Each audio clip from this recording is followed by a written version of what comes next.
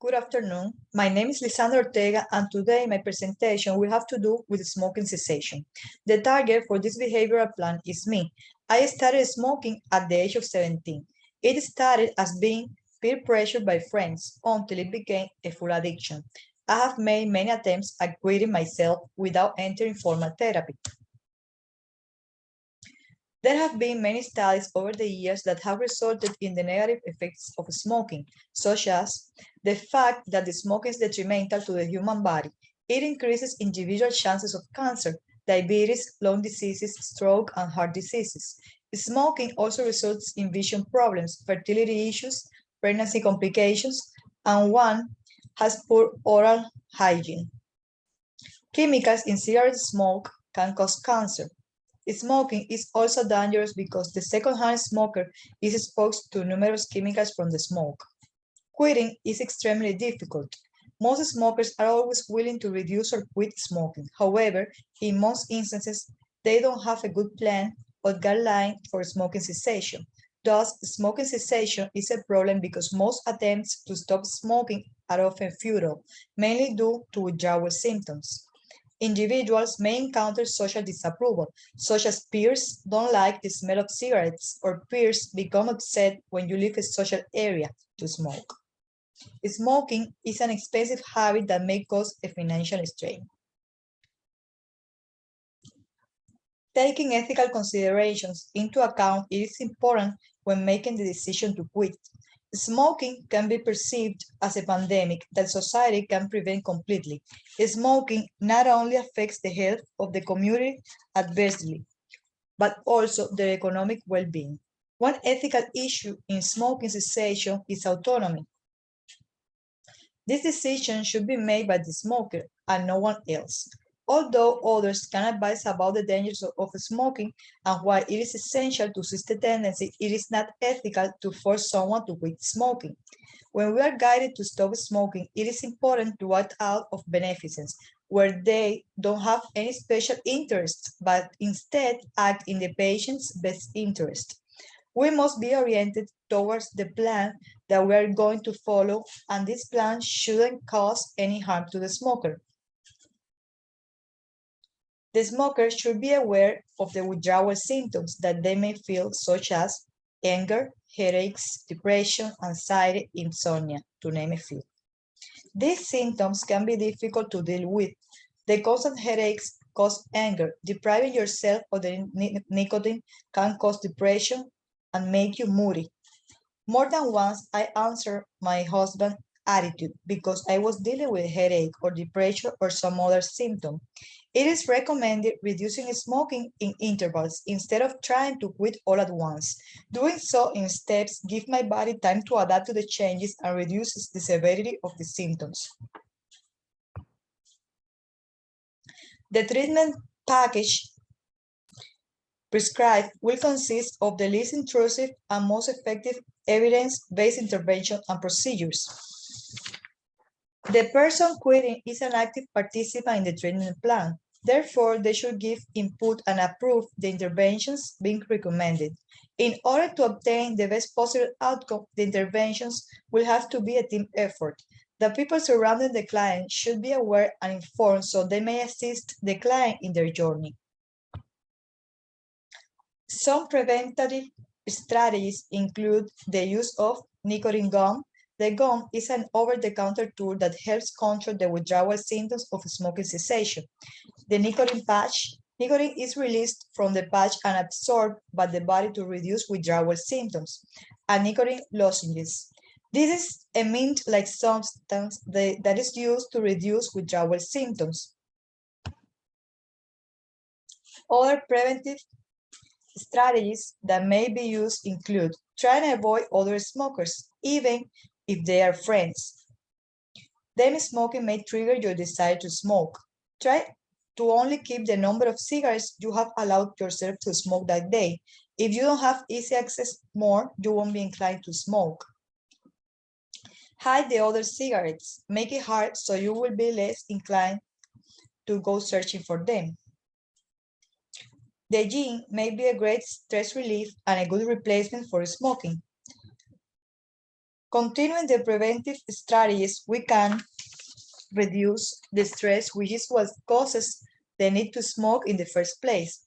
Reducing stress can be done by practicing breathing techniques when I find myself in a stressful situation, trying to organize my workday. Other techniques I can use are when I feel the craving to smoke, I will think about all the reasons that I want to quit, like being healthier so I can live longer with my family, not spending so much money on cigarettes, having more quality time with my family without interruptions.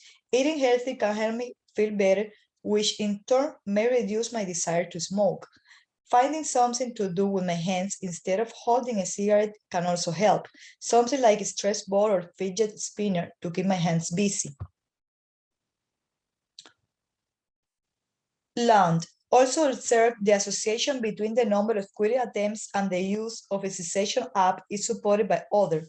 The constant reminder in the apps about quitting stimulated the cessation process and may improve the quitting attempts. Although nothing is not directly known, this warrants for further investigation. Measure. Evidence suggests that women may smoke more when experiencing negative affective. According to Messer's study, women have a higher tendency to smoke in negative situations, such as when feeling depressed, stressed, or overwhelmed. For this reason, it is important to learn and implement coping techniques for these negative emotions in order to replace smoking. Brief. Walk around to quick demonstrated potential and as a behavior change intervention that targets both cessation and physical activity. Replacing the behavior with positive skills will help keep the target on the correct path. Walking or running has proved to be a great replacement, not only stopping the behavior but increasing the person's physical health as well. This study was able to report over half the participants going towards a negative trend, meaning that the smoking was reduced for those participants. Solakova. Social support and behavioral interventions were positively associated with smokers' intentions to quit smoking. Having the support of those around you have been proven to be effective when someone wants to quit. This was proven in different age groups, genders, and different levels of nicotine dependence. For this reason, when coming up with a plan, it is important to involve friends and family members and have them be active participants. This is the way to give the person quitting all the support they need and give them the best chances of quitting. Summary of functional behavior assessment. In the functional behavior assessment, the client and her relatives were interviewed. The motivation assessment scale was used to assess the behavior function. The functions are attention, social positive reinforcement in the form of attention. This attention consists in continuous reprimands from husband or others. When these situations occur, the client is observed picking up a cigarette and smoke, which will result in husband lecturing client, reprimanding her for up to 10 continuous minutes. Escape. Automatic negative reinforcement in the form of escape for aversive situation, like stress for exams. When client has pending exams or is under stress of some school project, client is observed resorting to smoking as client has expressed smoking calms her and helps her relax. Automatic. By automatic positive reinforcement in the form of sensory stimulation by intake of nicotine.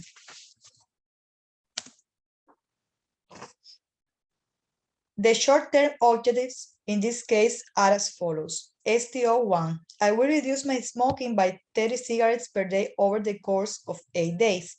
STO2, I will reduce smoking by 20 cigarettes per day over the course of 6 days. STO3, I will reduce smoking by 10 cigarettes per day over the course of 6 days. STO4, I will reduce smoking by 5 cigarettes per day over the course of 7 days. STO5, I will reduce smoking by 1 cigarette per day over the course of 4 days. With the long-term objective to be LTO1, I will reduce smoking to near zero over the course of 1 month to a month and a half with maintenance of smoking cessation for at least 3 to 6 consecutive months.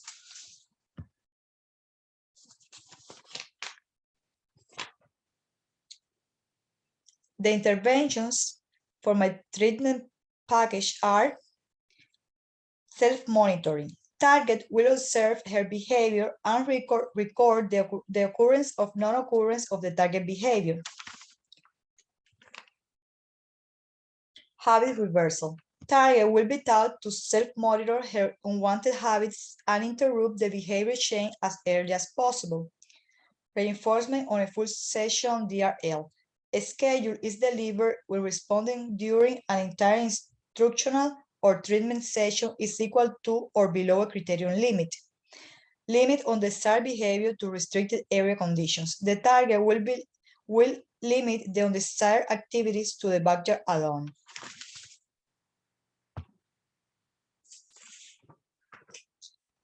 Other interventions used are DRI and DRA. DRI.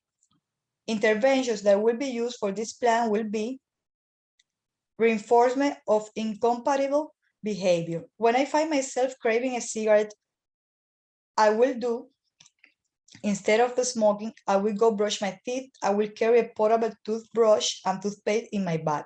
Instead of smoking, I will chew gum until the craving is gone. I will eat a piece of candy to satisfy the craving, or I will drink a glass of water. Differential reinforcement for alternative behavior. I will get up and go for a walk until my craving to smoke is over. I will get up and exercise doing activities like jumping jacks, burpees, or other movements that will raise my heart rate. I will sing a song. Instead of smoking, I will dance, or I will go talk to a friend until I no longer have the craving to smoke. The treatment strategy I will advise for smoking cessation is a reduction to quit smoking, which can be used through various strategies. The self-help approaches help better handle relapses, and the behavioral skills are associated with high abstinence rates.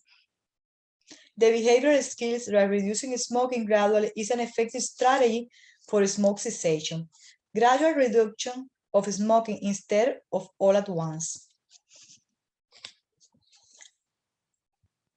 Teaching strategies. The teaching strategy should include guiding the patient on the best self-help strategies they should use for smoke cessation.